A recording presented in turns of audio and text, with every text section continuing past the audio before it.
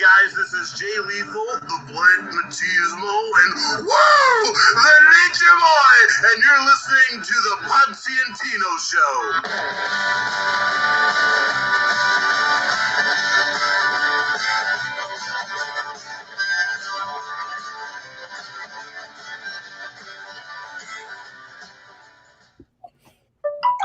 Ladies and gentlemen, boys and girls, children of all ages, the Pots and Pans Network brings to you its tag team champions of the world.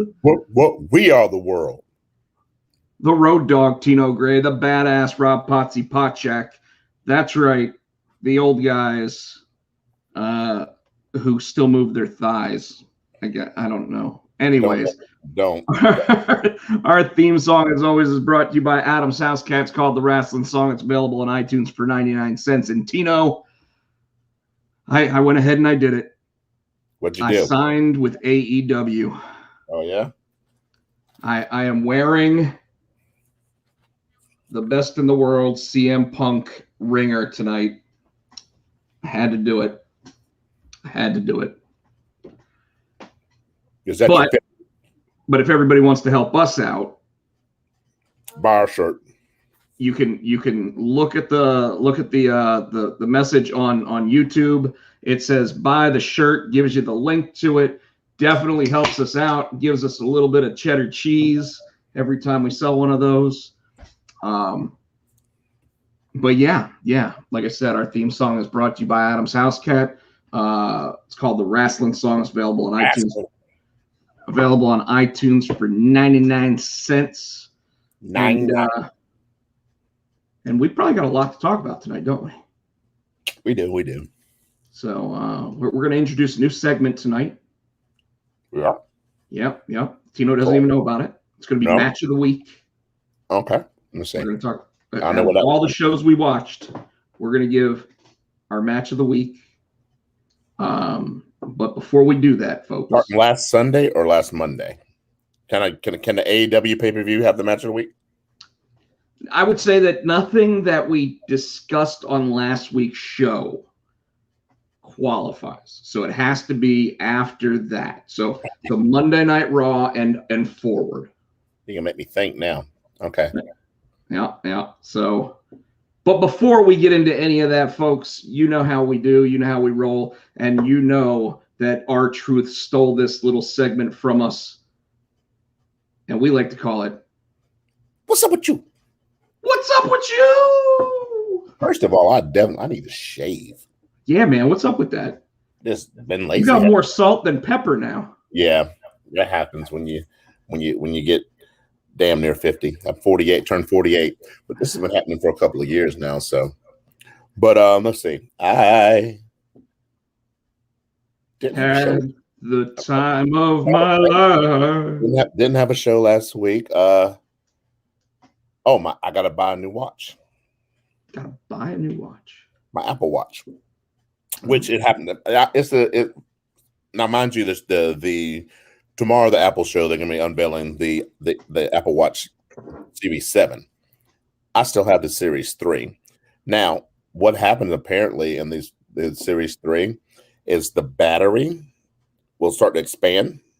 Mm-hmm. And when it does, it lifts the screen. Mm-hmm. And then they got to take it back and replace it. Now, it's done this. It's the second time this watch has done it to me. The first time it did it, it managed to crack the screen. I had to get that replaced. That was a good $200-$300. And it's doing it again. I'm like, I might as well buy the new watch. If I'm gonna pay $300-$400, I might as well buy the new watch. So I'm waiting till the 7 comes out tomorrow. So I'll be getting a new watch. That's Matthew played his first gig. Yeah, I saw the photos. I didn't get to hear any of the music though. Yeah, well, make sure the door's closed. So he's playing with the church youth group, and part of it was communication error between me and our youth pastor. He emailed the songs. There's 3 songs, and he emailed the chords and everything. But he emailed me something. Either way, Matthew got the right songs, but in the wrong notes. They're in a different key. So he's playing a different key than everybody else. So luckily, Dad's working sound. So what I recognizes the issue. Yeah, so I'm trying to whisper so he didn't hear me. So I had them. You turned his sound down, didn't you? Turned his amp down, and he still played. And I was like, he's like, I can't hear it. I'm like, well, I had to. Sounds good. Sounds fine. I'm like, buddy. I said, because the girl's up there, she's playing acoustic, and I'm like, and you're electric, you're overpowering her. So I said, we cut you down a little bit, but you still come out, and it means you sound great. So you lied to him. Yeah. He was so excited, and he worked so hard all week, so it wasn't his fault. So well, it's good to see that he wanted that guitar for what, Christmas? Yeah, so we got him. My father-in-law got him the acoustic. I think it's been 2 years ago now, and he wanted an electric. I'm like, dude, you got to show me that you're serious. So he took guitar lessons for over a year now, man. And he was getting them. He's almost better than Dad. And so last Christmas, I got him he stuck with it. So I got him the electric and the little amplifier, and he's gone to town since then, dude. So I'm like, hey, there you go. I hear that. And the other thing was up with me, you called me earlier. I was cooking and we're making BLTs, and they finally got done because it takes forever to cook bacon. It finally got done because we cooked 2 pounds, because between 3 of us, everybody makes a sandwich. And so I got done cooking it about 7:30, 7:40. And then you messaged me. I'm like, oh God. And so I'm like, I'm still trying to eat, but yeah. So I've pretty much mastered cooking bacon in the microwave. How? It doesn't get crispy. Like raw bacon in the microwave. Oh, it does. So what you have to do, and I did a presentation on this at one point because they wanted to see that I had PowerPoint skills. So I had put an entire PowerPoint presentation together. So I created one and they wanted, make your favorite food. And I was like, well, I don't want to sit there and like try to figure out all the directions and everything on how you cook like chicken Parmesan or whatever. So I'm like, I'm just going to tell them how to cook bacon the easy way. Okay. So my presentation was only like 4 slides long. So tell me how. So what you do is you take each strip of bacon, you lay them out flat on a paper towel. You put another paper towel on top of them, and then you put them on like a microwavable safe plate, right? Mm-hmm. Then based on whatever your wattage is for your microwave, so most of them are going to be like an 1100 watt microwave. Takes about a minute per slice of bacon. So if you threw 8 slices on there, you have to assume it's going to be about 8 minutes in the microwave. But, I typically do 3 or 4 slices. So I do, for 3, with my microwave, I do 2 minutes and 40 seconds. And then when it gets done, I normally use a paper plate, and I throw the paper plate away because it's just covered in the oil, right? And the bacon grease. So I just throw that away. I put it on a couple more napkins or paper towels, and I've got crispy bacon. And I don't like my bacon super crispy. I like it to still have a little bit of chewiness to it. You like Nicole. I like mine crispy. So you like yours burnt? Not burnt, but crispy. Not raw, not chewy. I don't want any chewy part. So this, when I cook it, I should probably go downstairs, cook some, and then bring it up and show you the slices of bacon. But I'm not going to do that on the air tonight.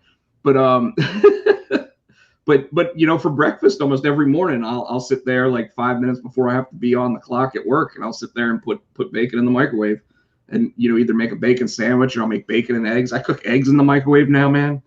Like I literally so I don't drink coffee, okay, and I don't either. And most people that know me wonder how I have so much energy all the time because I don't drink coffee. And you've seen me, I drink maybe 1 soda a day, and that's like it, right? So this is who I am. This is how much energy I've always got.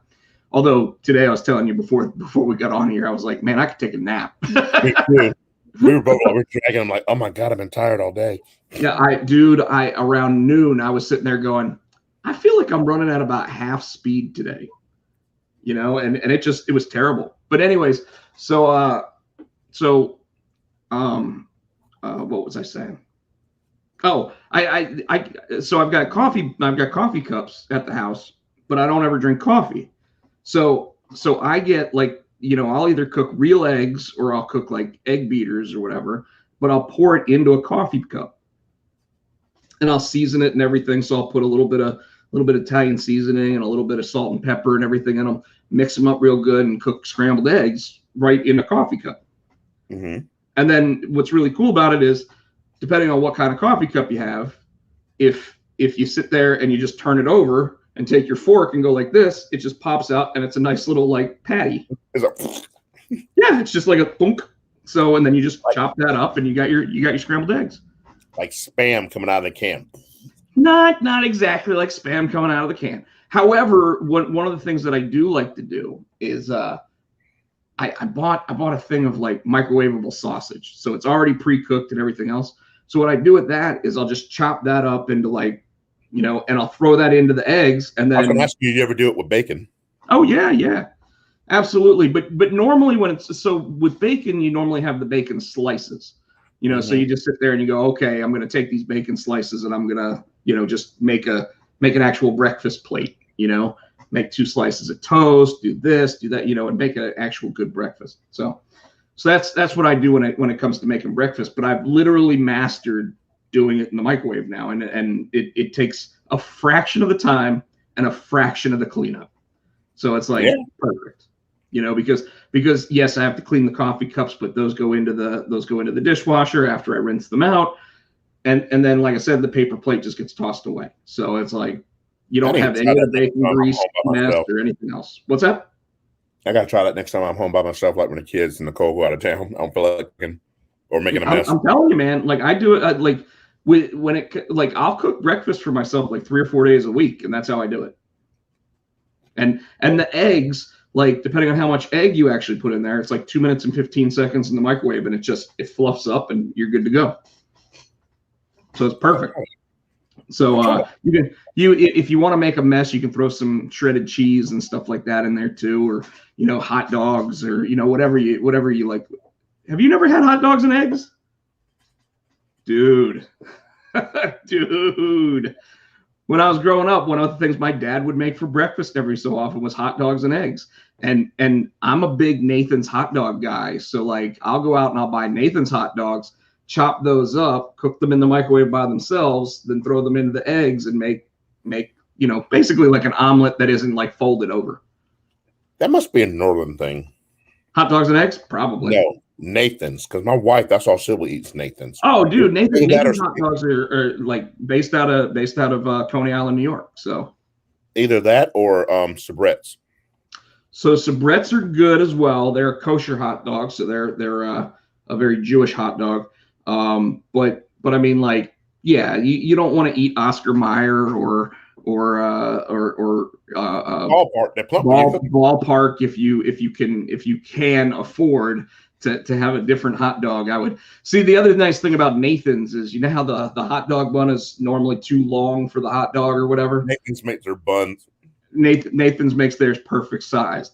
Or also, it's salty though too. To me, Nathan's are kind of salty. They are, but they've got this weird spice to them that's just delicious. Like I love them. Although I'll tell you what, Fubar would tell you never let me have a Nathan's hot dog if you're going on a long trip with me. Yeah, I've heard that story. I don't want to.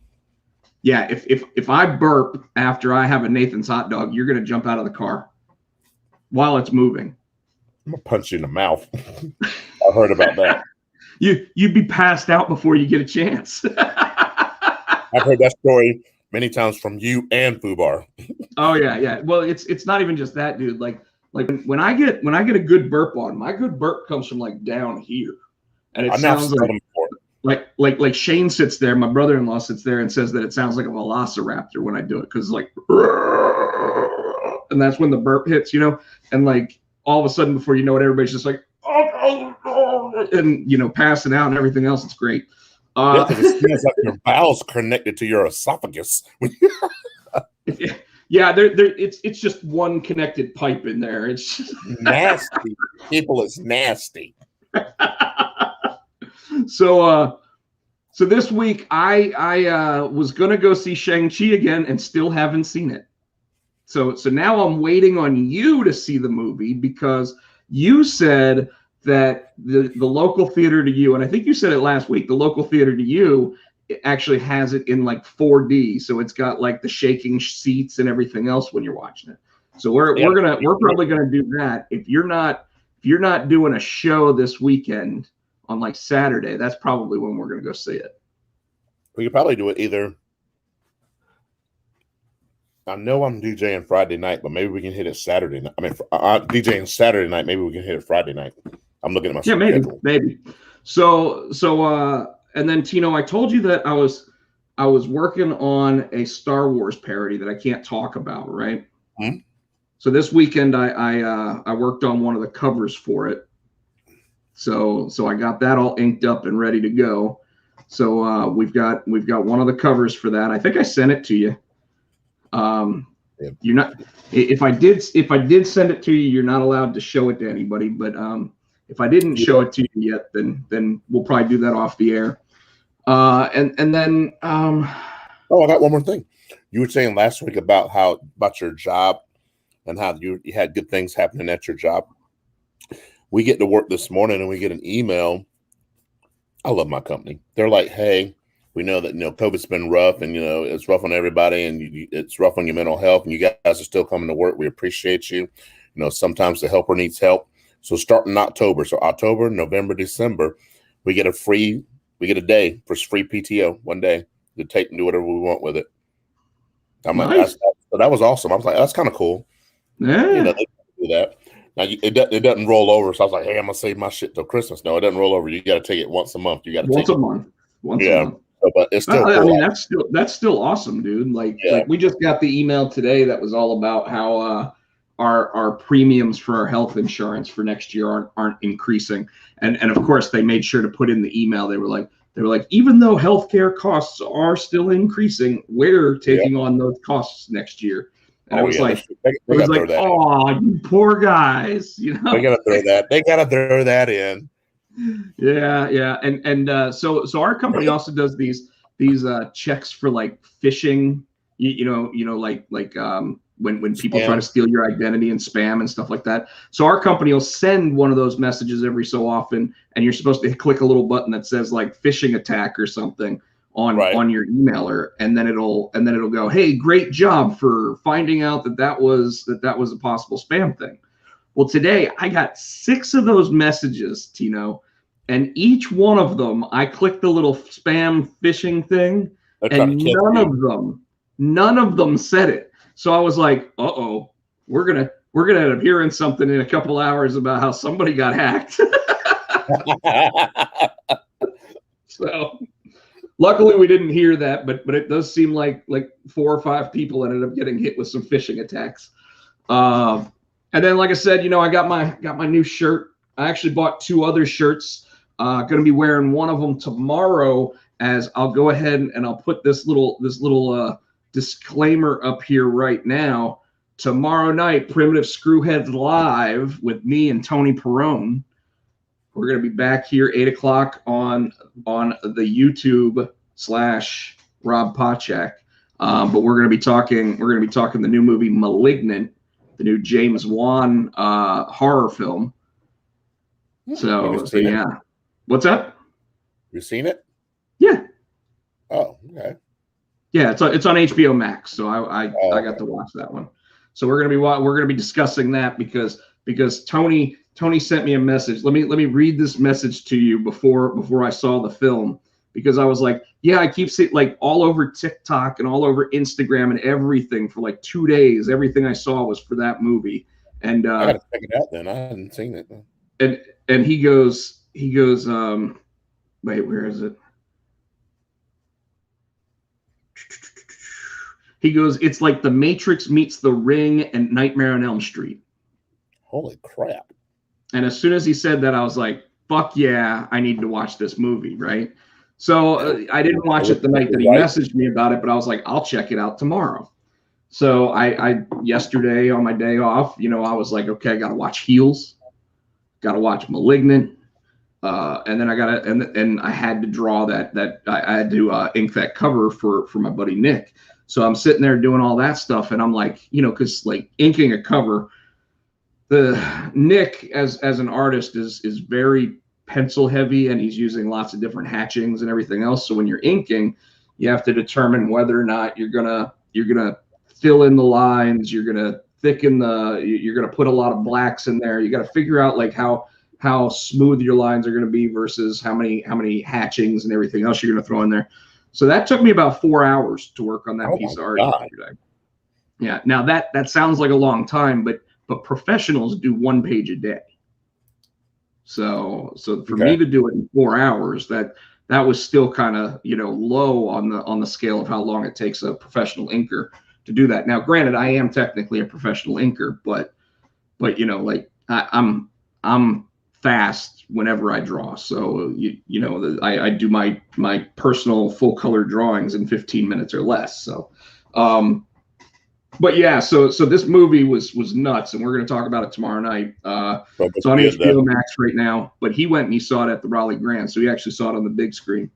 And it's one of those, like, it starts out super cheesy, then it gets super creepy, then all of a sudden it's got like sci-fi elements in it, and then it's like when it ends, you sit there and you're like, man, it was good. But you know how? So you've seen the Taken movies, right? With Liam Neeson. Yeah. Well, in the third one, he's being chased by these cops at one point, and he causes the car to and then all of a sudden like the cop car like flips over and kills the 2 cops. Right. So no matter what happened, even exonerating his name for the murder of his best friend or his wife or whatever it was at the beginning of the film, he was completely guilty of the murders of those 2 cops. and yet Forrest Whitaker's just like, I think we're just going to let you go on this one. Bitch, ain't no way you're going to let him go. He just had 2 cops killed. Like there's no, it'd be like, Brian, you're absolutely right. You didn't kill your wife. We're glad to hear that. But those 2 cops over there. Because Forrest didn't see the whole thing because he's like this. I'm going to let you go. I'm going to let you go. Goo goo gaga. you see my Key and Peele? Goo goo gaga. Baby Forrest Whitaker, tell me a story. Yeah. Him and Shawn Michaels should have a staring contest. Oh God. No, because he get confused because Sean, his eyes like that, but then it's going that way, and Forrest's like, "What are you looking at?" so Shawn Michaels was having a conversation with Bret Hart, like they were both sitting there talking about something, and Bret starts talking about Shawn Michaels' lazy eye, right? Oh yeah, you're telling about that, and all of a sudden, like Shawn's like, I was talking to Duggan or something, and Duggan was asking me about my lazy eye. And I told him that at one point I got kicked in the face, and ever since then the one eye droops. He's like, it's not really like I'm cross-eyed or anything. It just sometimes it looks that way, and other times it looks perfectly fine. And he's talking about this, and Duggan has like cross-eyed too. And Duggan hasn't changed his shorts in 40 years. Like it's the same exact pair of shorts. No, he had trunks, and then they went to damn gym shorts. Yeah, but his gym shorts, like ever since he's been using the gym shorts, which has been since like the first Royal Rumble, like they look like an old man's pair of underwear where that it ran out of like the elasticity and everything. The only thing holding him up at this point is that one drawstring that's still in there.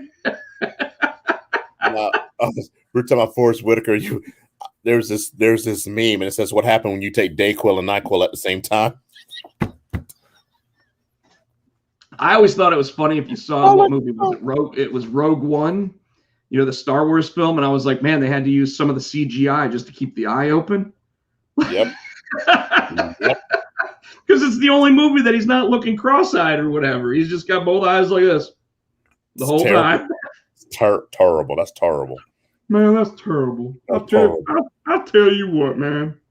Anyway, man, I'll tell you what. Yesterday, you were like, when we were talking about heels, you're like, yeah, you might want to close your eyes. I'm like, or something. You said something at the end, you might want to close your eyes. I'm like, is he gonna do himself like his dad did?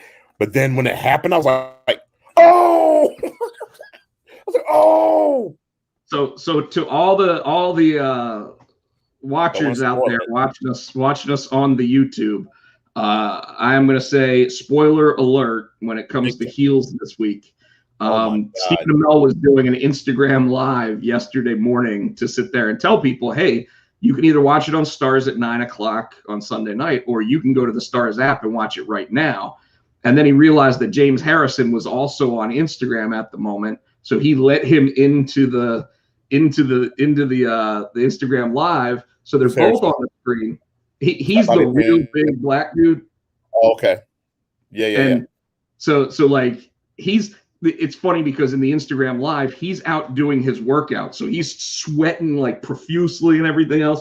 And Stephen Amell's like, yeah, man, I'm going to have to come out and work out with you. And he's like, we don't do none of that half-assed Vancouver workout shit now. You going to come out to Arizona, you're going to work out. It's going to be 117 degrees and you're going to get your sweat on. That dude, and then he's like, man, I got shit in my eyes. I got, but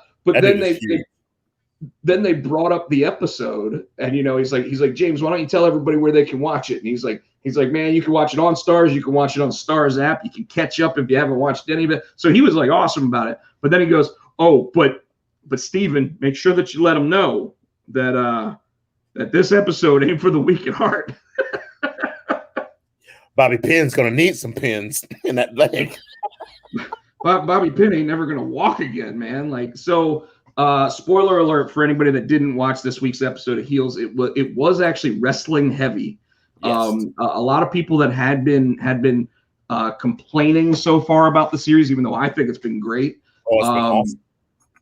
The people that I know that are not wrestling fans that wanted to watch it to kind of get more of that inside the wrestling thing, this episode actually showed a bunch of that because they actually showed Ace calling the match and actually telling Bobby Pinn what to do as the match was going on.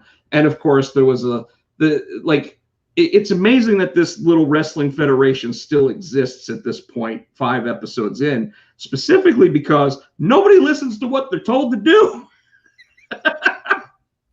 The only one that listens to what you're supposed to do, the only one that listened to what you're supposed to do is Bobby Pinn. And Bobby Pinn's gone. 1 week after he was like, I love what I do. This is the best thing ever. And then all of a sudden this week he's sitting there like crying like Hulk Hogan after he got his leg broken by Masahiro Chono. He didn't cry. No, Bobby Pinn did not cry, but he did tap out. He was tapping. Hell yeah, tapped out. But folks, he's sitting there saying to Ace, he's like, Ace, you're hurting me. You gotta quit. You gotta quit. And then he's tapping out, and Ace just sits there and turns that leg a little bit more, and before you know it, there's a bone sticking out. Crazy. And then of course, a guy who doesn't even work for the company walks down and starts giving a promo. And I thought Jack was just going to go down there and whoop his ass. No, he played along with it, which I thought was cool. Well, he played along with it because he wanted. So the whole episode, folks, is all about how the state fair actually wants to use them as an attraction at the state fair and put 10,000 butts in seats watching the Duffy Wrestling League. And as the match at the end progresses and screws the pooch, it looks like all things are dire and not going to work out. And what happens is the guy that got fired by Up North, if you will, shows up in the middle of the ring and sits there and cuts a promo. And before you know it, I'm going to say that Jack Spade, played by Stephen Amell, almost came across as the baby face by the end of that little promo. Because they were cheering him. They were. Now, I don't know if they were just cheering him. Like, I love, so this is the thing I got to give that show credit for. The writers of the wrestling promo segments have been on point. Like, like they have, when he came down and he's like, you're sitting there thinking that you can talk junk about us, and yet, I sat there and I watched your little shit that you pulled, and it's no wonder that you got to come back down to the little guy because you don't have a job with the big guy anymore. And if you want a shot at this belt, and these people want you to have a shot at this belt, I'm going to give you a shot at the belt, but guess what? It ain't going nowhere. And he's just holding the belt up, and the crowd starts cheering for him, and it's like, and man. But then when he got done that promo, that look he shot him, like, you motherfucker. Like, he's like, wait till you get backstage, motherfucker. That's what he was like. He said, you better pull an Edge, bitch, and go out through the crowd. Don't come back. Yeah, you better pull a Moxley. That show, man. I'm so glad you hooked me on that show. Yeah, I mean, right now it has been worth every penny that I've paid for the Stars app. Now, granted, I don't think I'm going to keep the Stars app after I get done watching the full season of the show, because the other shows that I've actually watched on Stars, I either own already because I bought the Blu-rays and everything else, or I've already seen. So I've seen every episode of Ash versus Evil Dead. I've seen every episode of Spartacus. The only other show that people tell me that I need to watch that I think is on Stars is Power. So maybe I'll watch that. I don't know, but you know, Heels has been excellent to me. Like I told you, I don't know if I said it on the air or off the air, but I think Stephen Amell is doing a much better job with this show than he ever did as an actor on Arrow. Yeah, I think you said it off air. Yeah, who'd have thought when he did his little guest appearance at WWE with Stardust that years later he'd have a wrestling show.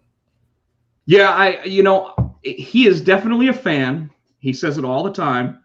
And I bet people brought him wrestling ideas all the time, and he just no. And then he read one of the scripts for this, or he read the premise of the show, and he was like, yeah, that sounds like something I would do. I wouldn't be surprised if he guest starred on a AEW, if he just showed up maybe in the crowd, or did something with AEW. Maybe not wrestling, but you know what I mean? Well, you know, so they did an episode where CM Punk played what was his name? Ricky Rabbit or something like that. Yeah, Ricky Rabbit. And I have a feeling that's where CM Punk started getting the itch to come back to wrestling. Yes. You know, because they apparently said that he was so good in that episode that they brought him back for 2 more episodes. And that whole time, you know, that CM Punk's trying to get his movie and TV career off the ground. Really, I mean, he's done a couple films here and there, but you get this idea that like just faking the wrestling in the ring got him sitting there going, man, I got an itch, you know, like I need to scratch this. And it was either go back to like Ring of Honor or you know, get a good payday and go to AEW. He recently came out and said that he did have like one conversation with an intermediary to the WWE about a comeback in like December of 2020 or something. And he said just tell them not to play games, and I'll actually come to the table because there's a lot of work to get done to be able to sit there and put the past behind us if we're going to work together. And then he said that they just kept playing their games, so he was like, fuck it, I'm not ever going to work for that company again. And now, you know, like there was talk when AEW first started that CM Punk was the first call that they made, you know, and CM Punk said no at that point because he didn't want to be part of a product that could fail. Right? Yes. So they waited, and both sides waited to prove that it was a success before he came in. And he pretty much came in at the 2-year anniversary of Dynamite, right? So yeah. So I mean, it made sense when he did it and everything else, because now the company has a proven success. It's making money hand over fist. And Tony Khan, I mean, this week when he was on Busted Open, was sitting there talking about how like the expectations that they had set for CM Punk coming into the company ended up exceeding, like what the results were, exceeded what they thought could possibly happen with it. Wow. You know, so record T-shirt sales. They've done their record pay-per-view buys. Like I don't know if you heard, but it did over 200,000 pay-per-view buys.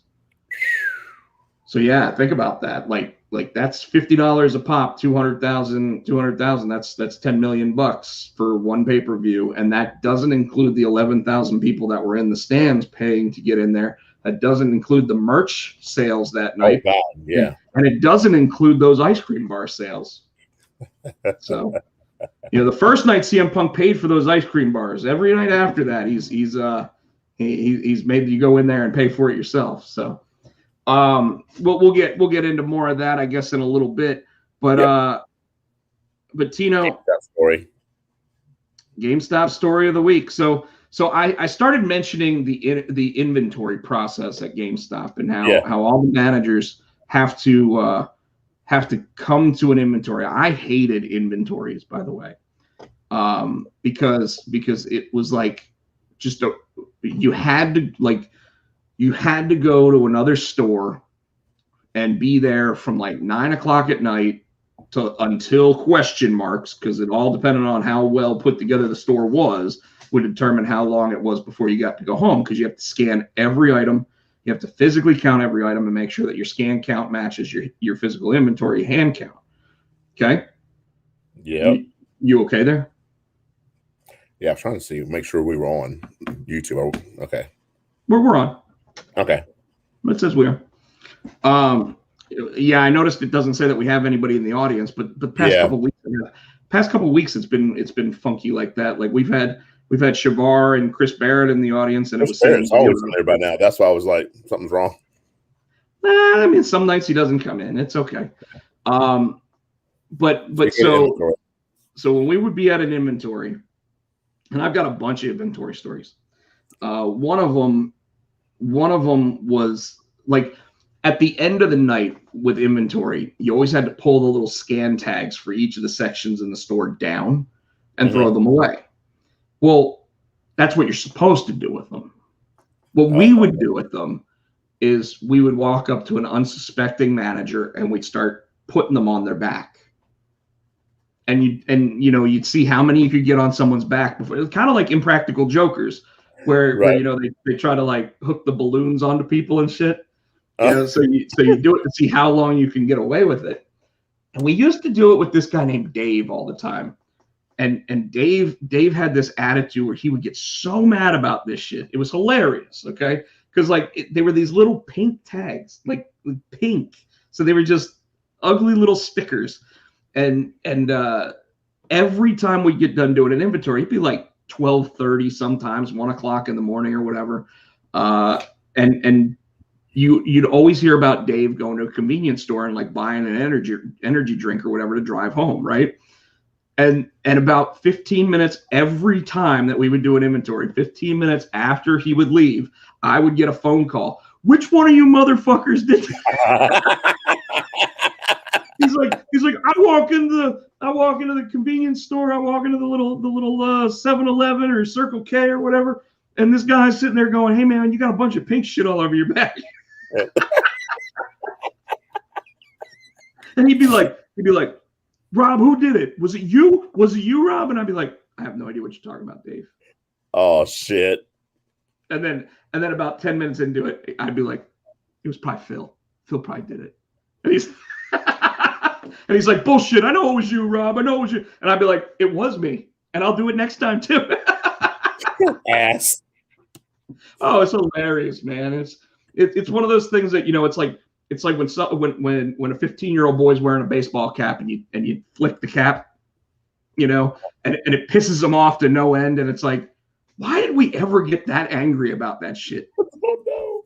But I'm right? Yeah. Like that shit. Oh, it's like rage. Oh, it's like doink up.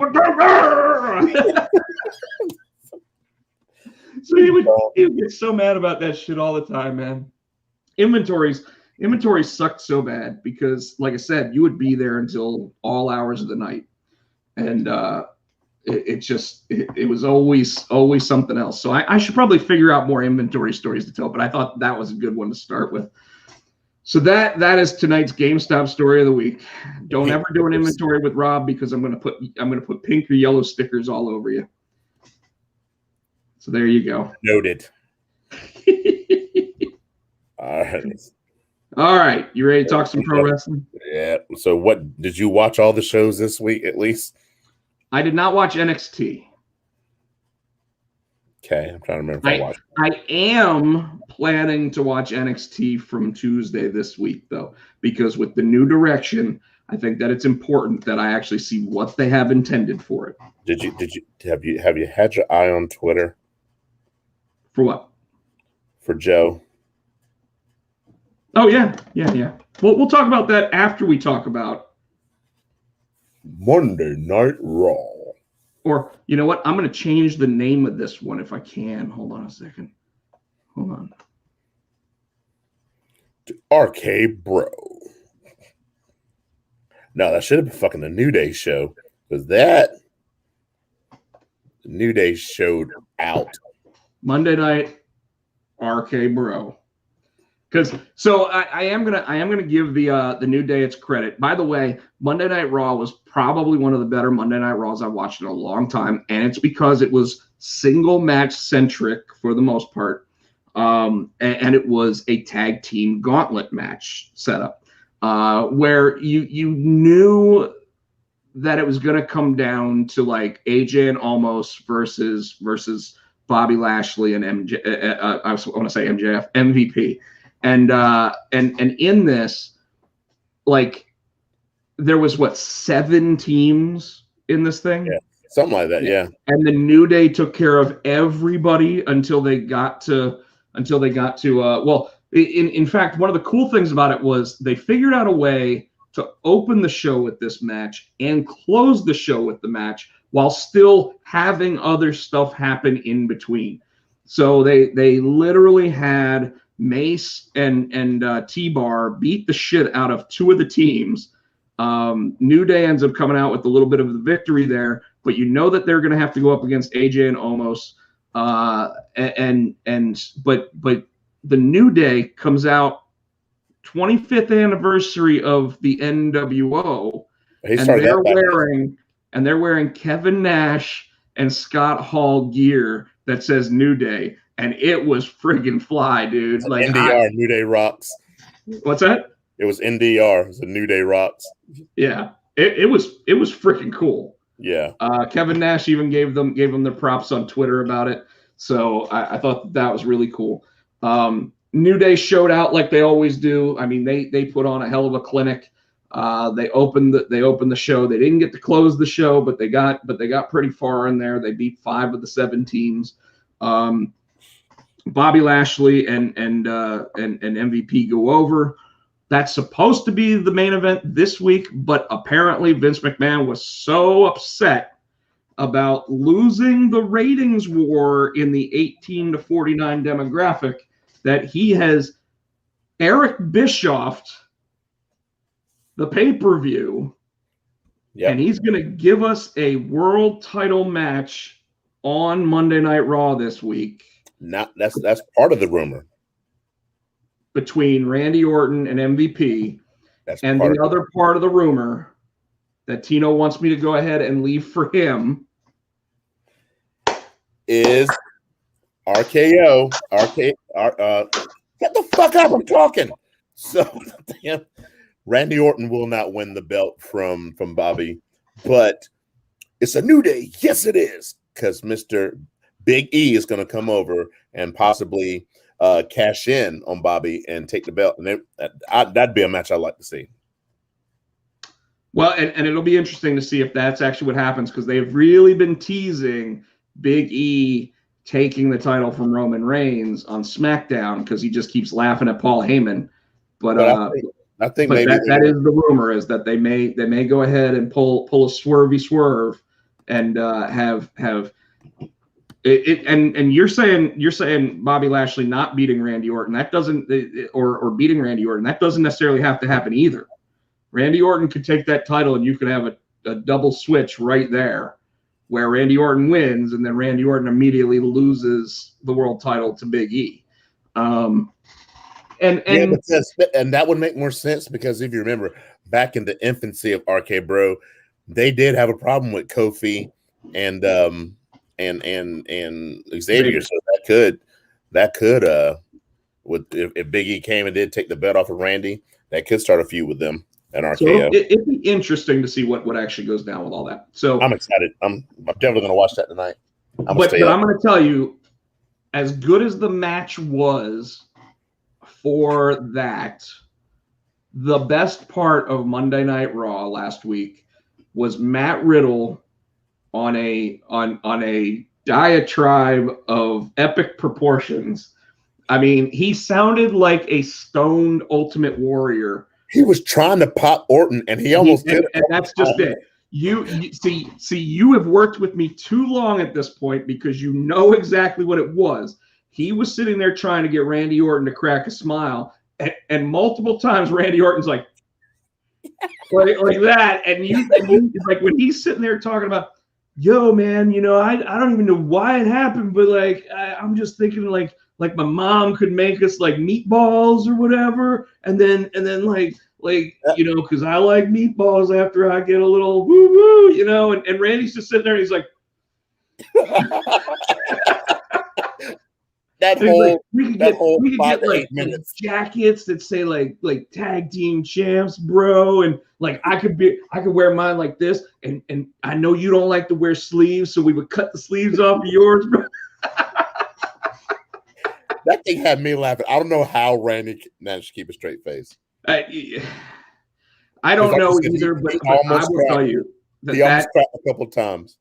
Oh, he did. He almost lost it, but I literally thought that was the best segment I've seen on Monday Night Raw in a long time, because now Randy's fully accepting of his tag team partner, and yet he's like, oh, you know.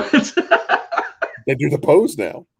I mean, the only person that would be better to have as Matt Riddle's tag team partner right now, if you ask me, would be The Undertaker. Let Storm. No, a fully in character Undertaker. Like, imagine him trying to be like, bro, come on, bro. He'd be like, how about a fist bump, bro? And The Undertaker would just be like, you know, like, because he would be doing everything he could to pop him, and he's just not going to pop him. So, I don't know. Who was it that it was an old Undertaker story? Somebody did pop him. It was either Stone Cold or Mick Foley. I think it was Mick Foley with the styrofoam cups. So I posted a video on our Facebook group the other day that was Kurt Angle going up to give The Undertaker a hug, and then he kissed him on the lips. Oh, God. And the Undertaker grabs a microphone as Kurt Angle jumps out of the ring and like runs away, and he's doing the whole, you know, like this. And the Undertaker looks at him and goes, Kurt, I gotta tell you, it's a long flight back to the United States.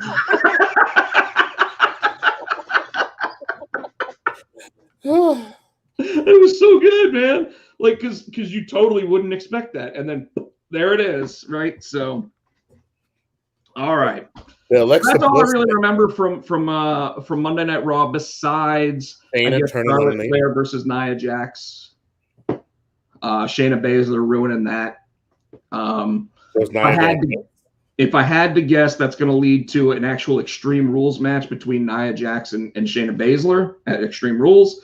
I also think that we're going to get the Alexa Bliss versus Charlotte Flair match. I love Alexa Bliss, but I'm done with the Lily bullshit.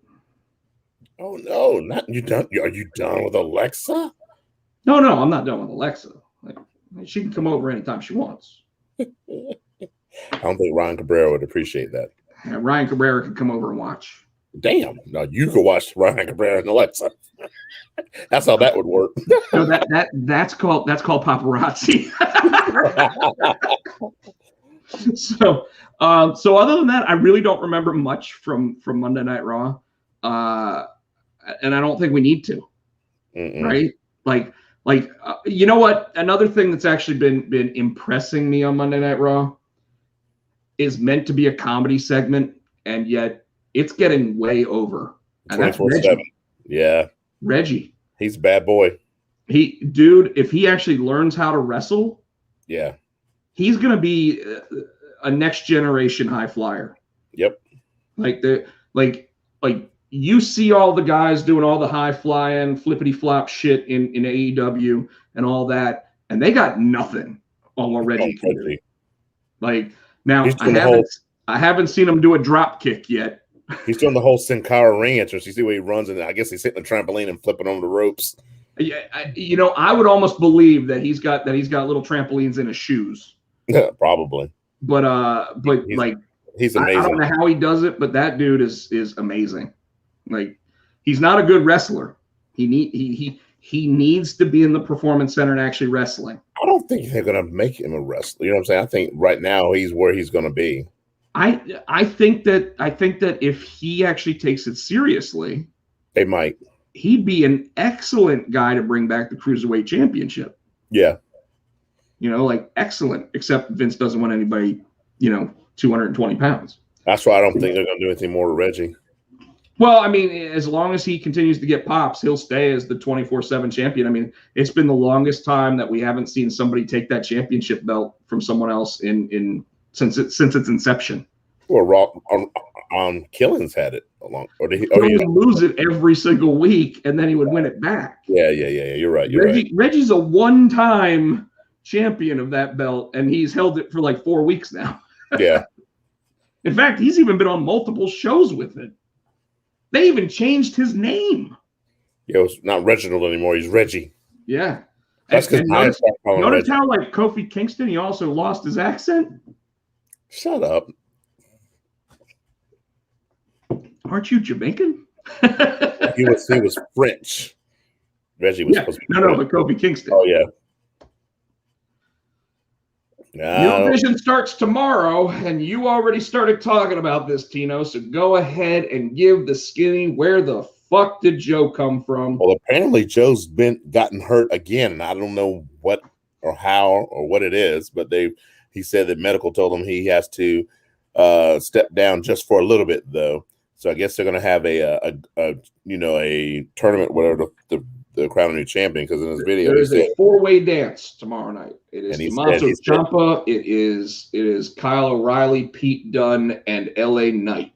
But if they're changing NXT, why bother? If they're going to make it back, I want to know what they're doing. Are they going to make it back to the reality thing like they had before? What are they doing? No. So a lot of what's been said is that the real change is supposed to be more integration with Vince McMahon and Bruce Pritchard, so that when they get called to the main roster, they are actually main roster ready and their character is already established and part of the branding already. Okay, here's my question. So Triple H was doing that, and then when they got to the main roster, Vince and Bruce were killing them. So you and I know. What's the difference? Well, here's the difference, is that Vince McMahon wasn't part of the show. So he could run the ideas by Vince all he wanted to, and Vince would be like, yeah, that sounds good. But then all of a sudden, Vince sees them backstage on Monday Night Raw, and he's like, who's this guy wearing sweatpants? Like he needs to be a gladiator. I mean. That's another thing I'm worried he's going to do. Well, and I think that some of those folks are going to have character brandings and everything else change. I do think that that's going to be part of it. But I'm going to tell you that if Vince is more involved in let's get them ready for the next roster, I think that it could be good. I'm skeptical, as a WWE mark. I want to be positive on this, but I'm not. I haven't watched NXT in 4 weeks because of it. But at the same time, I'm hopeful that this means that when those guys move up to the main roster, they're given a push on the main roster already, because Vince is fully bought into the character that they are in NXT now. Whereas before it was, hey, son-in-law, go out and beat AEW. And when you do, I'll be able to take these brand new stars that you created and keep them as exactly what you say they are. But then when Triple H did not beat AEW, and now Monday Night Raw is not beating AEW, that's not Triple H's fault either, man. What's that? That's not Triple H's fault. That's Vince. The Raw is Vince. So I'm worried about he's going to take NXT and do to NXT what he fucking did to Raw. Well, again, and this is what I've been trying to say, and this is what I keep hearing, is that if it is going to be more integrated into the business, it really is going to be like college football is to pro football, or a AA team is to the major leagues, where right now it's looked at as a third brand. They don't want it to be a third brand. Like, is there going to be a champion? Sure, because they've got to have something to compete for, and they've got to have something to go after. But they're being built with the idea that they are first round draft picks going up to the main roster, and they're just being trained so that way when they get to the main roster, you already know who they are, you already know everything about them, you're already bought into the character that Vince helped create, so Vince is bought into that character, and that's how everything goes. And that's the bottom line. If Vince hadn't built you, if Vince had anything that has not had anything to do with you, he's gonna fuck you. Vince thinks he's the end all and be all. And granted, Vince is a genius, and Vince over 30 years he has done great things, but he's getting older and he's slipping. You know what I mean? Dude, you're not telling anybody, me included. You're not telling anybody anything we don't know. I don't want to say Vince doesn't know what he's doing because that'd be a lie. He does. Back in the day, like I said, he was great. Now he kind of needs to pass on the reins. So let me put it this way. They just did a sold-out show in Madison Square Garden. What's right? SmackDown? Yes. Uh-huh. They did over 40,000 people at SummerSlam. And most people would say that SummerSlam sucked. Right? Mm-hmm. 40,000 people. Like right now, AEW had their biggest crowd ever in the United Center. 15,000 people. Vince McMahon doesn't even tell you what the SummerSlam card is, and you get 40,000 people to show up. So we can sit there and say that he doesn't know what he's doing, but he still has his fingers on the pulse of what gets people to buy a ticket and what gets people to continue to pay for Peacock. Like, we don't want to believe that that's the case, and we're starting to see it with ratings. We're starting to see it with ratings, right? So it's going to be something where Vince is either going to have to think out long-term booking and actually give creativity back to the people. Stop tearing up the script 6 times. Stop tearing up the scripts. However, let me put it this way. If all of a sudden you think you're going to get a 2.0 rating and you get a 1.4, your script probably did need to be ripped up. You know? Yeah. And of course he's sitting there going, well, we gotta give them more of this, or we gotta give them more of this because these are the demographics that have actually been selling for us and getting merchandise and this and that and the other. So who knows, right? It's so difficult to tell that man that he doesn't know what he's doing when, like I told you last week, he's brought in $4 billion worth of business. Like, you can't say that he's doing it wrong. Yeah. What you can say is that he's allowing another group to do exactly something different enough to where anybody that is being turned off by his product still has something to watch. It's unfortunate for the WWE, but at some point, he anticipates that those folks will sit there and go, I don't need to see blood, death, and destruction all the time. I just want to watch good wrestling. And when that ends up being the case, he's going to put on a good wrestling product. You know, like the wrestling on Monday Night Raw last week was excellent. Yes, for the first time in a long time. The wrestling has never been the question.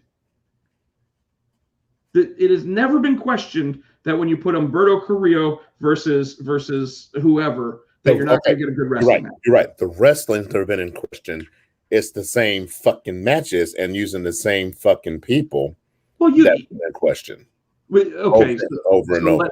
Let's be real. Part of that is with a pandemic, you do have a smaller roster. Now, also on top of that, with all the people that you let go, you have a much smaller roster. A much smaller roster now, yeah. But you are going to have a bunch of matches that are going to repeat.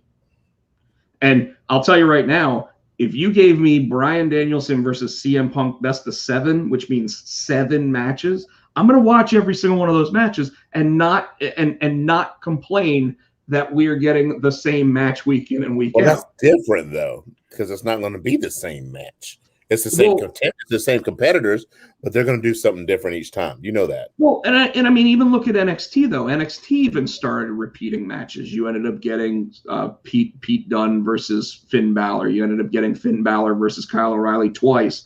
You ended up getting Adam Cole versus Kyle O'Reilly 3 times. So it isn't that you weren't getting, even on their best wrestling show, that you weren't getting that stuff. Hell, how many times did Cameron Grimes face off against LA Knight?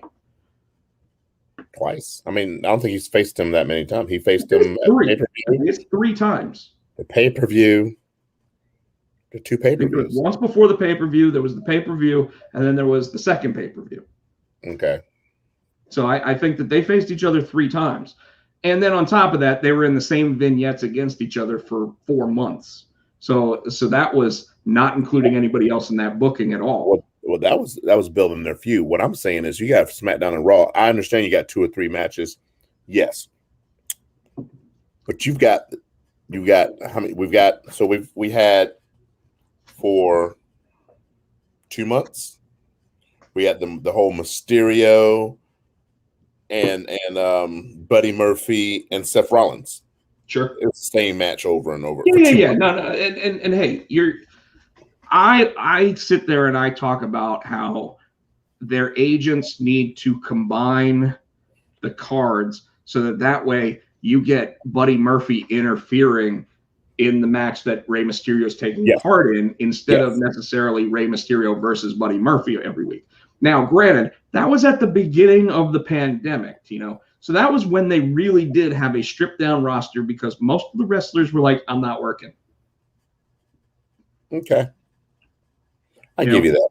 And there was a lot of that, because there was the Hurt Business constantly going against the New Day. There was the Hurt Business constantly going against Ricochet and Cedric Alexander before he joined the Hurt Business. There was Humberto Carrillo versus Andrade. There was Humberto Carrillo versus, what's that? WrestleMania Backlash. Did we really have to have WrestleMania and then have the same freaking matches? I think that was a test, by the way. And by the way, Backlash has always been the return matches from WrestleMania. It has always been that, because it was all about getting revenge. It was on a Monday night WrestleMania Backlash, but it was a Monday Night Raw. I think it was WrestleMania Raw, because they did WrestleMania SmackDown, then they did WrestleMania, then they did WrestleMania Raw, and then Backlash, which was another WrestleMania. But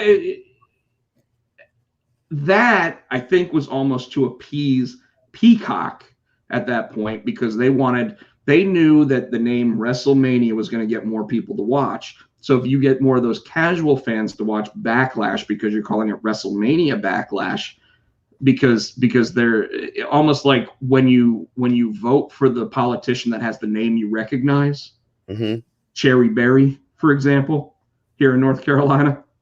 Yeah, I don't want to ride in elevators no more. I know. They're not safe anymore, but that's what I'm saying. You get what I mean? Yeah. So the Samoa Joe thing, by the way, I don't know if I believe that he's actually hurt. I don't think there's a swerve involved with it. I don't think there's anything like that. I think with Vince coming in, they took Joe backstage and they said, Joe, we already said that you're not wrestling here. And Joe was like, well, Triple H gave me a wrestling contract, and they said, well, we've already told you that you're not going to wrestle for us because you can't get cleared by enough medical doctors. So I don't know what happened. Maybe it's a new injury, but I don't know. I think that it seems very sketchy that he wins that title. They announce that they're changing the brand, and suddenly he vacates the title, not even on the air. You know what I mean? Like there's something like I bet there was a big backstage. Samoa Joe is AEW.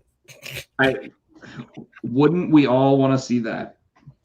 I'd actually rather see him back in Impact or Ring of Honor, because AEW's roster is getting way too overcrowded. But I digress. I'm All Elite. So we're going to talk about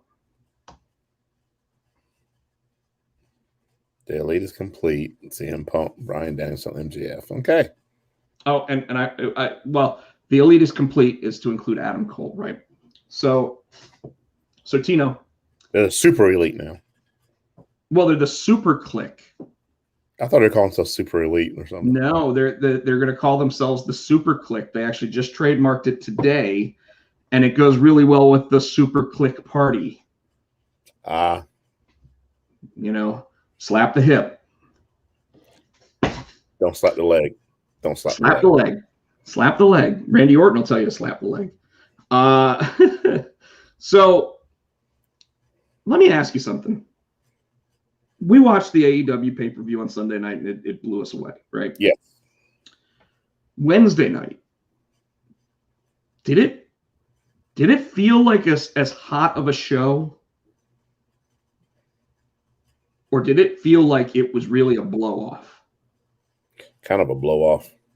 And it wasn't because the talent wasn't there. It wasn't because the talent wasn't wrestling. It wasn't because they were taking a night off or anything like that. But for the first time ever, it felt like AEW was a promo-heavy broadcast. And they were. They had to. What they had to get everybody. They had to get CM Punk, Bryan Danielson. They had to get and they had to get them all on the mic to give them a chance to talk to the people. Sure. And I get all that. But it was the first time that AEW looked more like a WWE broadcast. Yeah. You know, because in our wrestling group, someone talked about how SmackDown, live from Madison Square Garden, it was like an hour and 10 minutes of promos and like 50 minutes of wrestling. So it's 42% wrestling, 58% promos and whatever else, backstage segments, whatever. But this was the first time that Dynamite felt that way to me. Yeah. Like Tony Schiavone standing in the ring with the Super Click Party, and they're all out there, and Adam Cole has to get in Tony Schiavone's face and say, "You even look at Britt Baker funny, and I'll beat the shit out of you." And I'm just sitting there like you're talking to a 50-something, 60-something year old man who's got a diamond earring because he wants to look cool. Shut the fuck up, Adam Cole. Damn. Like, seriously, shut the fuck up. You're legitimately looking at Tony Schiavone. Tony Schiavone's bigger than you. Shut up.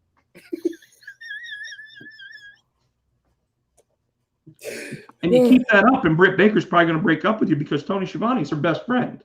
Yeah. So I didn't think that was necessary. I think that what it was done and what it was meant to do. Oh, we got a comment, finally. We got a comment. Super Click. T, I gave you access to the show. You could be on here if you want to.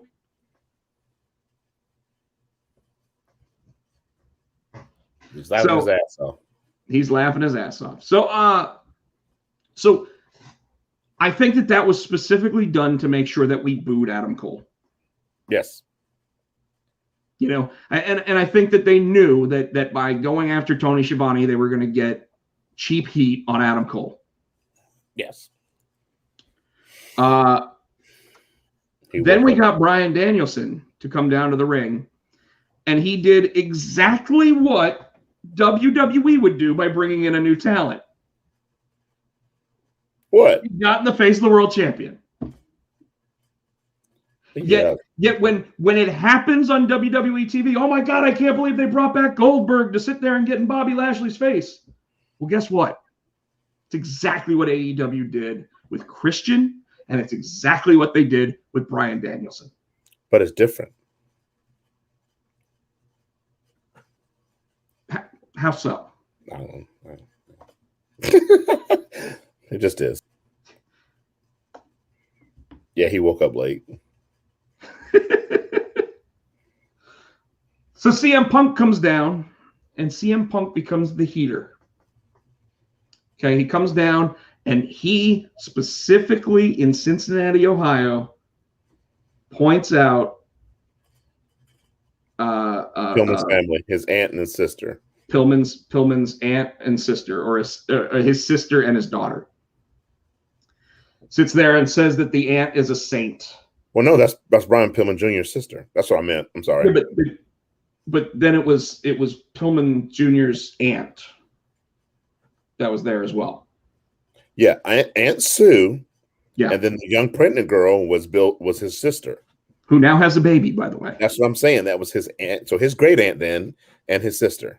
Yeah. So, but what I was saying was that CM Punk was used to make sure that they saw her in the audience, saw both of them in the audience. Oh yeah. And by the way, that was the most over guy currently in the company, pointing out a future usage of those folks in the audience. That's what it was. It was done on purpose to draw attention, so that way, after his little exchange with Taz, which by the way to me is just wasted use of CM Punk. I love him going on the mic and jabbing against Taz. But so you just said they pulled a WWE move by putting Bryan Danielson, I keep wanting to say Daniel Bryan, at the very top. So now you got a problem with CM Punk kind of starting towards the mid to the bottom and working his way up? No. I don't have a problem. I don't have a problem with that.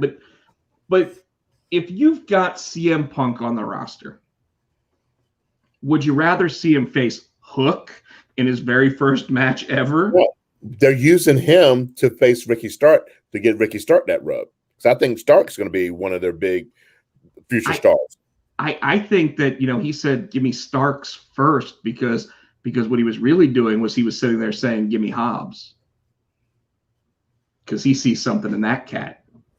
So either way, yes, he's now got heat, he's now got matches. And like you said, it's with the lower mid card group in there, right? Like which is sure.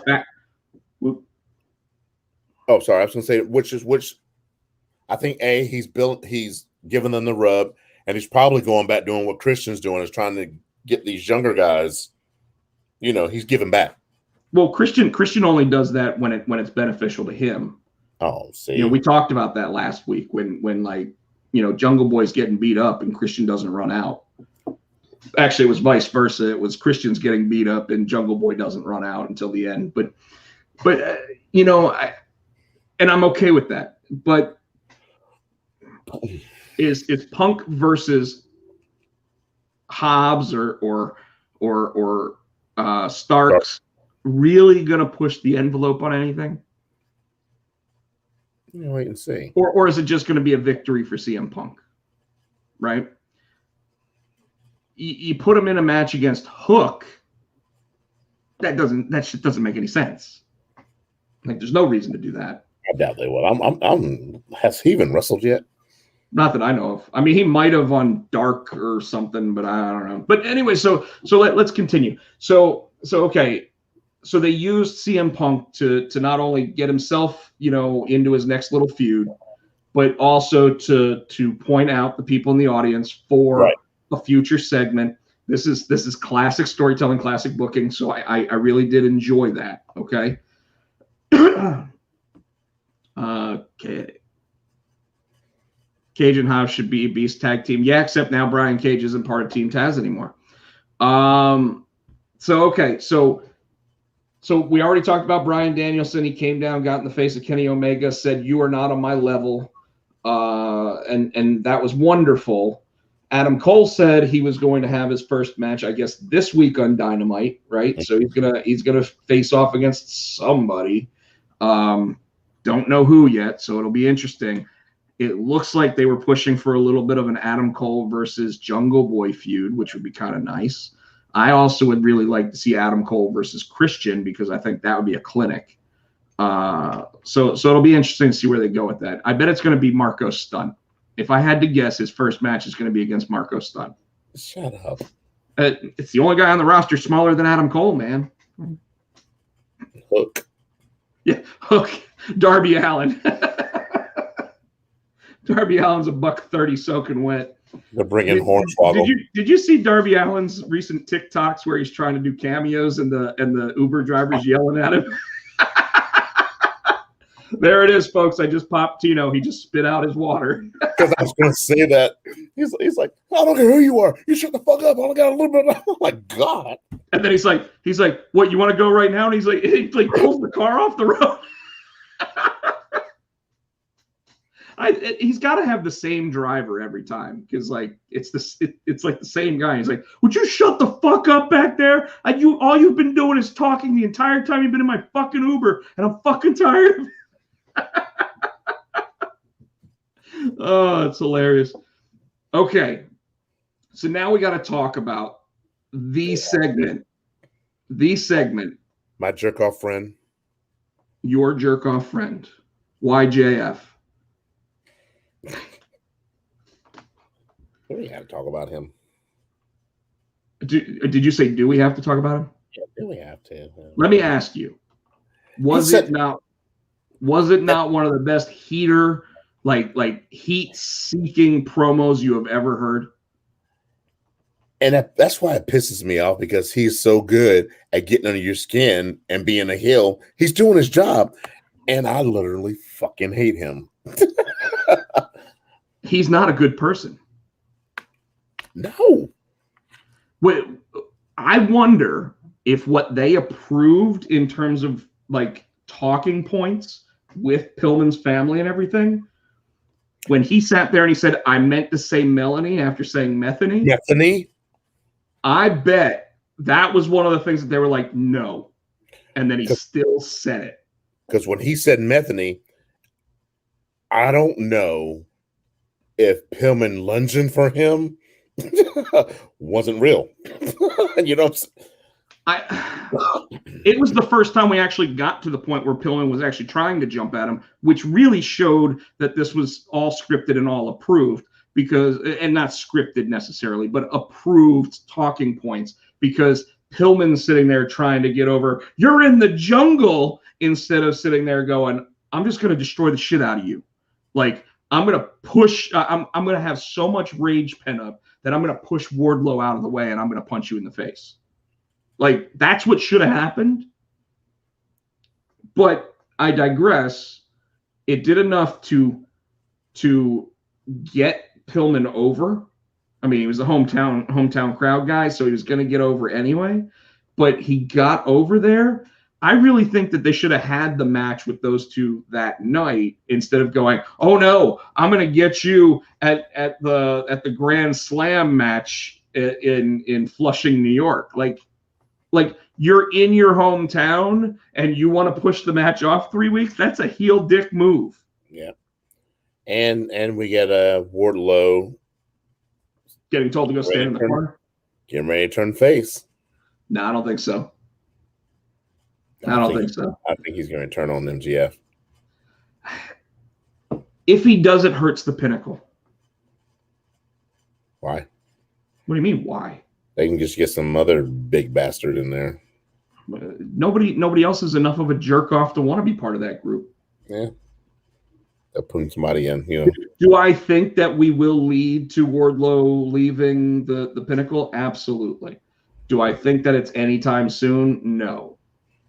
I think that he did his job. He went to the corner. He let MJF take a couple more shots than he would normally leave him, and then he did his job again and pulled Pillman off. So I think we're a good year, eight months maybe, before we see Wardlow turn on him. I think it's going to be sooner. I don't know, man. The only way that it could be sooner is if all of a sudden they break up Team Taz and Hobbs ends up going with the Pinnacle. You know, like replace one muscle with another muscle. Hell, replace him with Braun Strowman. I don't care. You know. So all right, so that's what I got on AEW Dynamite. You got anything you want to add? No. You know, they set up a women's they like to call it a not a triple threat match, but they call it a what do they call it? I don't know, but it's a triple threat match. It's a triple threat match, and this one was a tag team triple threat match on Friday night. So we got to see Ruby Soho get in the face of everybody and bring up her history with Britt Baker. Well, JR called her Ruby Riott in the match, so JR is gonna do that, man. Like he called, and in pay-per-view he called Paul White Big Show. So I mean, I think he's just. Well, I mean, the Big Show had a TV show called The Big Show Show. Yeah, like he's gonna be remembered as that. So, Madison Square Garden, the most famous arena in the world. And I told you. What did you tell me? That Brock wasn't going to get rid of that ponytail and that beard. I told you that's going to be his. He'll shave it off. I'm like, no, dude, that's going to be his look. What did he have when he came out Friday, Rob? He had a I don't know, flannel. Shut up, bitch. You know what I mean. Flannel shirt. Yeah, okay. Some jeans. Okay. Some cowboy kicks. So, interestingly enough, I loved how SmackDown started, by the way. Roman Reigns coming down. Roman Reigns looking at the crowd. Roman Reigns having a smile on his face. Shit-eating grin. Ear to ear. Bloodlines down there. They all sit there, and what do? They all go like this. Which, by the way, there was another guy that used to go like this. He can't do that anymore in WWE. So I love the fact that they're now saying they're the number one family in professional wrestling is what they're really, really trying to say with the whole bloodline thing, right? We're going to get to that, T. So I didn't hear Roman chants. There was so if you watched it, there was a point where Roman, at the beginning of his promo, sits there and says, WWE runs New York, right, Paul? Paul's like, yes, they do, my tribal chief, right? And then he goes, and who runs WWE? And he goes, you do, my tribal chief. Yeah, I heard that part. And then he goes, so that means I run New York. I run Madison Square Garden. And these people are here for me, so acknowledge me. And as soon as he said that, they went to the crowd, and you could hear them doing something, and then they cut it off. There was no sound at all in that ring, and it's because they were cheering him, and they cut the sound out. Oh, damn. I thought they were cursing. Friggin' goosebumps down his arms because he knew that crowd was popping for him instead of booing the shit out of him like he had been so used to for most of his career. And he just ate it up, man. He did this number and everything. He was like, you could tell that he's glad he came back. Yeah. And he's so glad he came back that he Roman he told him Paul.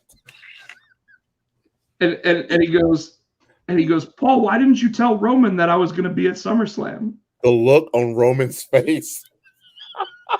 And then Roman and the Bloodline leaving Paul Heyman in the ring alone with Brock Lesnar. And how quick did he? My name is Paul Heyman.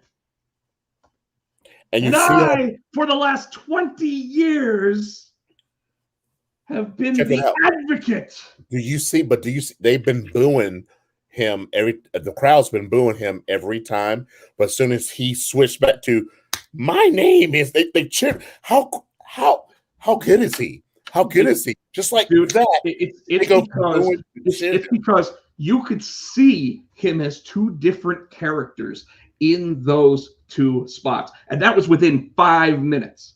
That is him sitting there as a quivering little, yes, sir, my tribal chief, to I am Paul Heyman. You know, and you're just invested at that moment. And you're buying it, and you know that his best catchphrase in his entire career is just saying the two words, Brock Lesnar.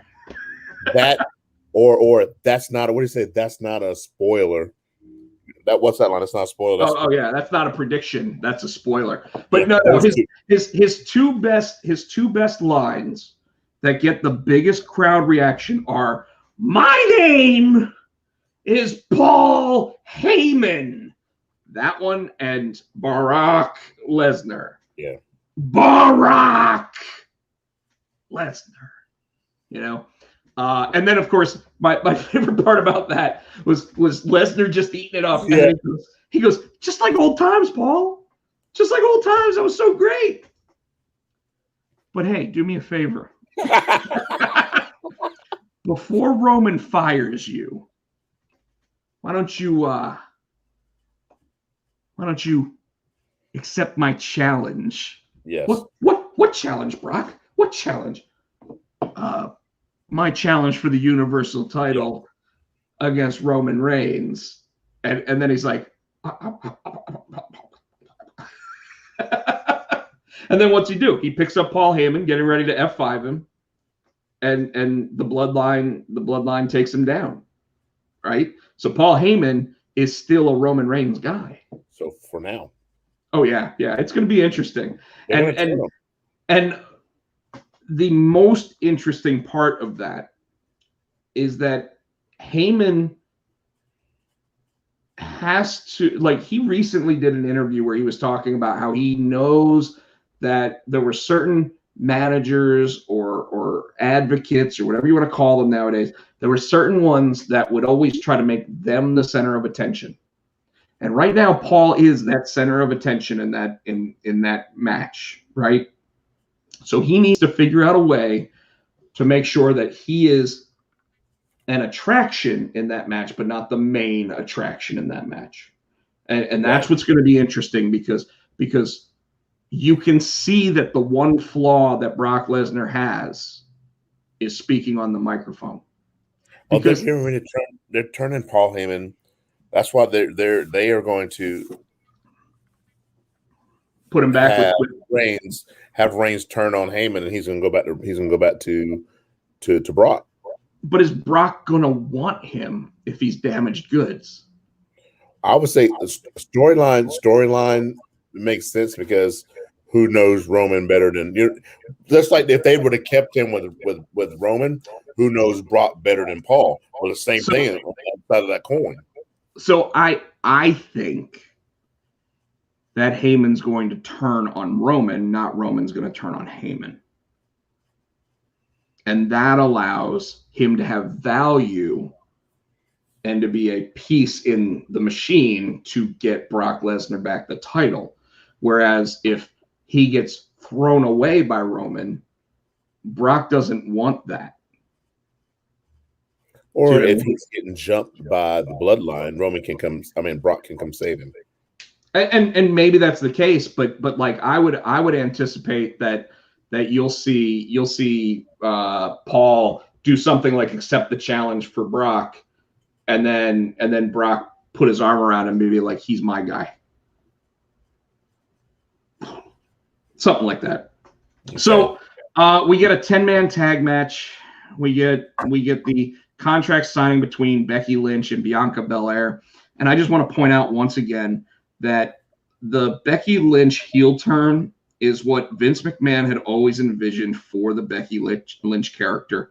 And when she left to have her baby, when she came back, she was not in a negotiation or bargaining point to sit there and tell Vince, I want to come back as the biggest babyface possible. She had to come back as whatever Vince McMahon was going to use her as. Like, she lost all negotiation rights because they could just be, because, man, like, they had a baby. Vince always wanted her to be a heel. So he was going to get his way. They tried that heel. Well, they tried that. I'm going to tell you, they tried it from Madison Square Garden and people started buying it. But remember, they tried it before and it turned into the man. You know what I'm saying? It turned into people still cheering her. Well, that's because she actually showed how tough she was and everything else. She was still going to do the heel turn. It's just it was going to flop back then. Now you at least have a strong baby face in Bianca Belair that can actually have good matches with her and everything else. So Becky can get that persona of being the evil bitch over if she wants to. I don't know how they booed her. I don't know. I still think that the crowd wants to cheer Becky Lynch. Yes. And I think that the only way they're really going to get her over as a heel, especially since she's already starting to wear the drip, is to put her with her man. So it's the man and her man. The man and her man. The man and her man. And I think that's how you get her over as a heel, is you put her back with Seth Rollins.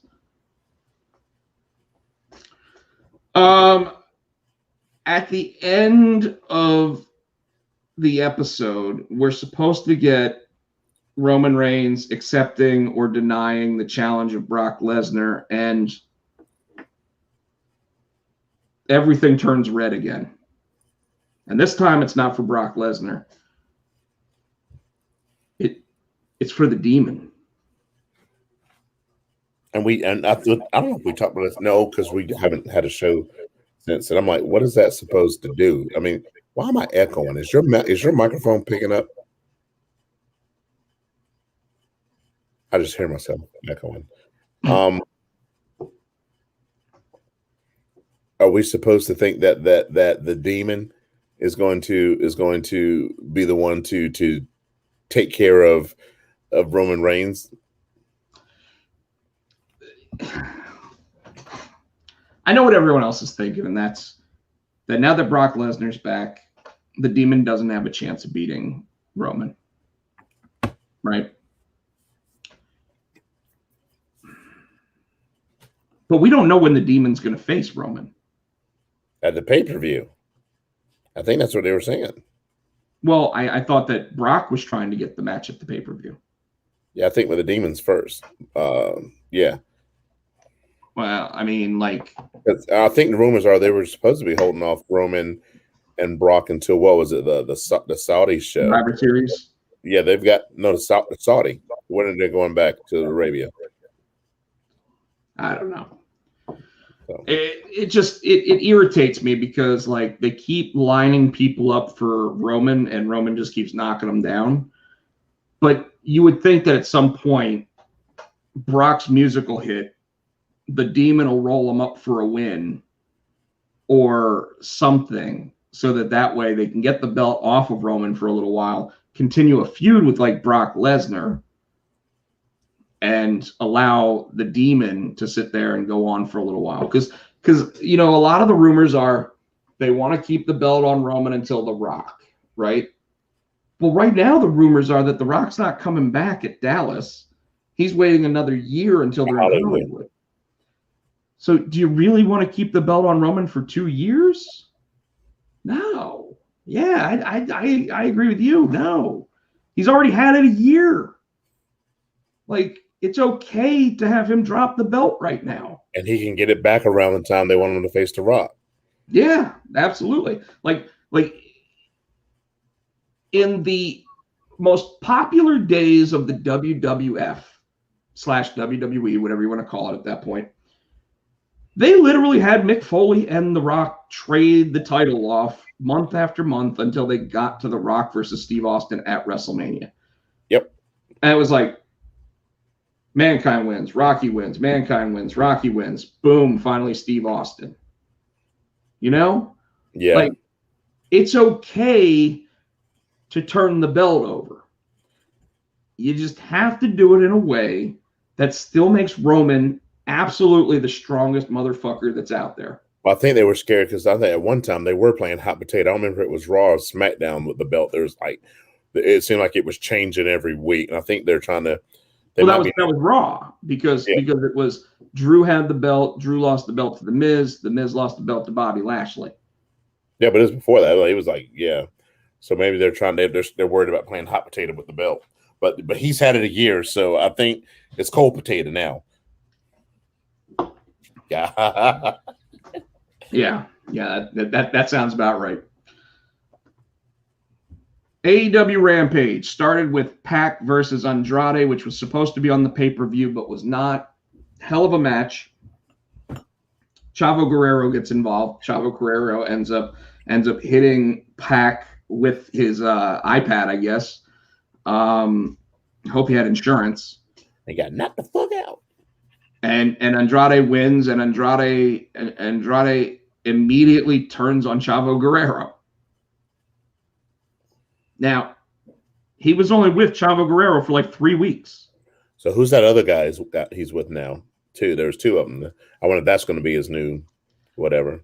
I think what it was setting up was, woo!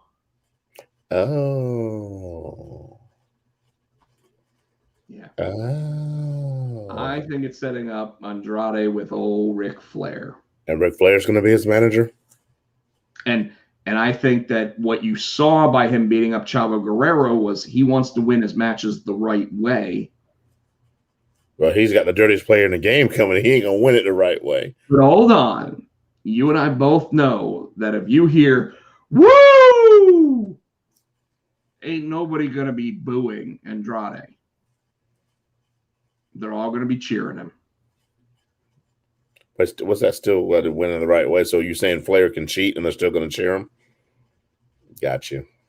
Yep. He told Chavo not to get involved. Listen to the boss. I agree, T. That is exactly what he was saying, but I do think that this is to set up Ric Flair as Andrade's manager. The rest of Rampage,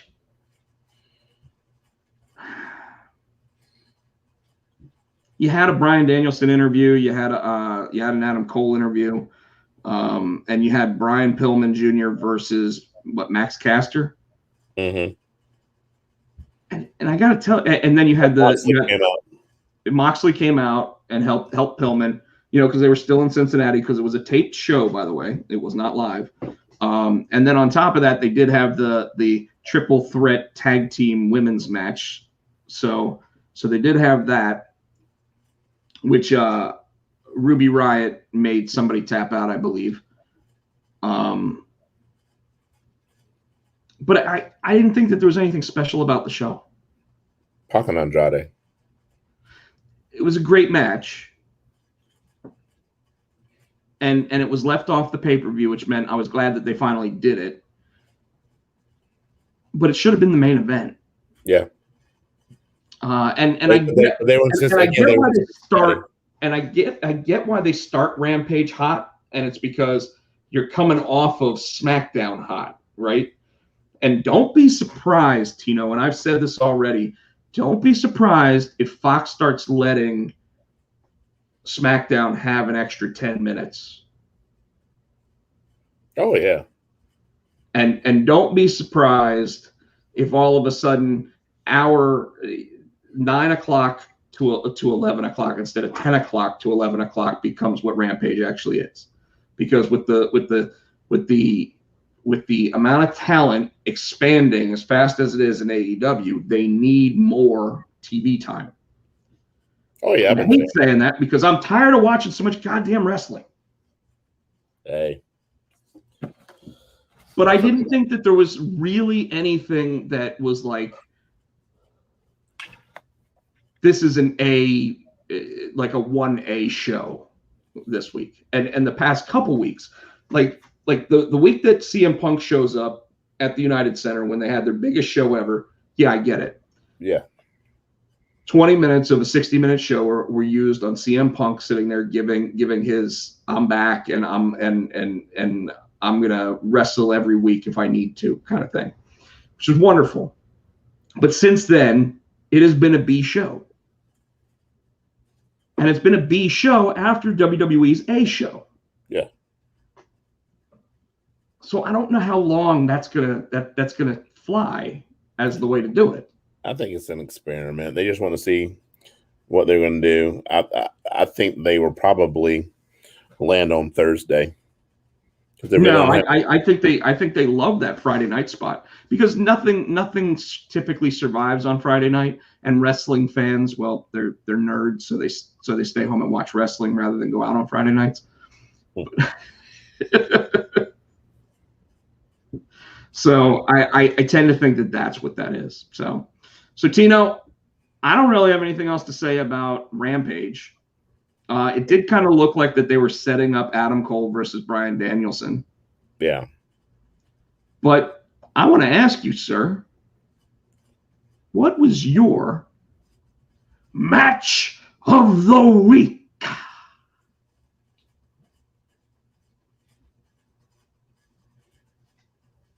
The Usos and the Street Profits on Friday Night SmackDown. For the tag titles? Yes. And that match ended in a disqualification. Okay. But it was a good match until it was a good match. I am going to go with Edge versus Seth Rollins as my match of the week. That was a good match too. That's a story that those two. The one thing I didn't like about it was Seth Rollins getting his win, so it's 50-50 booking. Oh yeah, the next. So Edge is going to win the blow off. Edge should win the blow off. But I thought that it was. What the hell? I got something in my ear. You can set your ear canal. I'm gonna bust your eardrum. Well, it was a pencil that was in my ear. So, I felt like it was the kind of match that you have to give to Madison Square Garden, and it was a clean finish too. Edge kept getting up. He took 3 super kicks, and Seth Rollins yelled at him, "What's it going to take to keep you down?" And he stomped him. He stomped him, which, the storyline element there is that Edge with his surgically repaired neck can't take that kind of move. And, Seth has been known for being rough in the ring, but you got to think that he went into that knowing that he had to play it safe with that stomp. So T thinks that Nia Jax versus Charlotte was the best match of the week. Not this week, T. Last week, it could have been Nia Jax versus Charlotte when the two of them went off script and started beating the shit out of each other like I don't even know what, like a Kimbo Slice backyard match. I don't know. Kimbo Slice. That one caught you so it took 2 seconds after I said it before you finally just lost it. Because I picture Kimbo Slice in the backyard. Come on. He's fighting everybody. He comes out with no shirt. He's eating chicken. Oh, hold this. He's got that weird haircut where he's completely bald from here. He just literally, instead of putting a bowl on top of his head, he did the opposite. He just covered everything else and just cut the bowl off. He's got a reverse bowl cut.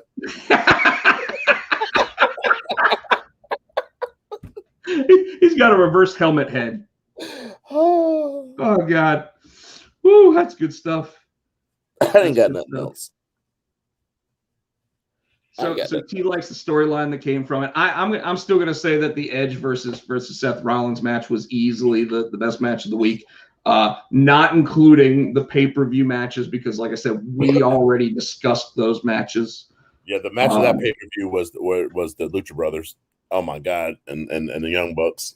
Yep, and you still heard my arguments and my complaints about that, even though I agree it was the best match of the night. I still had problems with it because I think that they're protecting the champs more than they're protecting everybody, which I think is wrong. All right. So that's that, Tino. I want to go ahead and remind everybody that tomorrow night, Primitive Screwheads Live here on this same YouTube channel. You didn't say what time. 8 o'clock.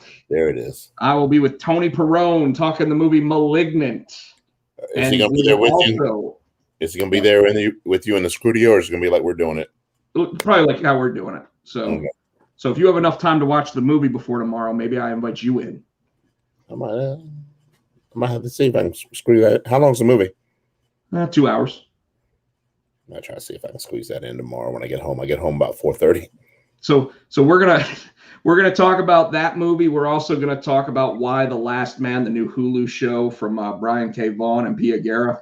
It's all about how randomly one day every man on the planet drops dead except for one. We talked about that off air. Did you watch it? No. You just told me about it today. Yeah, we were talking about when I was cooking. I'm like, Yeah. So lots of good stuff on the streaming services now, man. Like, you know, and then Red State, I think is what it's called. The movie with The Rock and Ryan Reynolds and Gal Gadot's coming up soon. Oh, I hadn't seen that one. Red Notice. Red Notice is what it's called. So yeah, that's coming up. You got lots of good stuff, man. Lots of good stuff. They showed the trailer for the new Hawkeye TV show today. Oh. Yeah. And we're not talking about the one from MASH. Is it going to be on Disney? Yes, on Disney Plus. Starts November 24th. All right. Good to know. So that's going to be good too. But yeah, Tino, I think I'm done, sir. I'm gonna queue up some music. You go ahead and do your thing. Let everybody know how to reach us. Make sure that you get it all right. You shut the hell up. Everybody, if you can, go ahead and give the show a like for tonight. One of these little. Buy the shirt. You can catch him on Twitter machine. He's at Potcheck. I am HootieFan91. On Instagram, he is Rob Potcheck. I'm SC Tino. Don't know what the hell's going on there. On Twitter, Stop it! On Twitter, we're Potsy and Tino. On the Facebook, we're the Potsy and Tino Show. You can catch us out every week right here on Monday at 8 p.m. Oh, except next Monday. Yes, Tino will not be available next Monday, and I have to work the late shift. Tell him why I'm not going to be here. I don't want to. I'm going to be at Raw. Yeah, I'm sorry. I'm going to be at Raw. So I think what we're going to try to do is show Sunday night this time. Yeah, we may do the show Sunday night. If I'm not doing another Primitive Screwheads episode on Tuesday, maybe we push it to Tuesday. We'll push it to Tuesday. Maybe But push it to Tuesday. I mean, Sunday would be best for me because I work late shift Monday, so I can sleep in. Well, yeah, and I've got my youth group till I think 7 or 8. Yeah, 8. I could probably do a Sunday night at this time, or we can do a Tuesday. If we do a Tuesday, I might see if I can head out that way. We can do it in studio. So we'll figure it out. Well, we'll let everybody know on the Facebook page. Tino, what's the Facebook page called? Potsy and Tino Show. I already said that. And you can check us out right here on the YouTube. You see where we are. We want to say thank you to Adam's House Cat for the wrestling song. That's our theme song. You can catch that on iTunes for 99 cents. And as always, possibly coming to AEW soon, we hear the Nature Boy. And he is saying, woo! He'll get back together with Orange.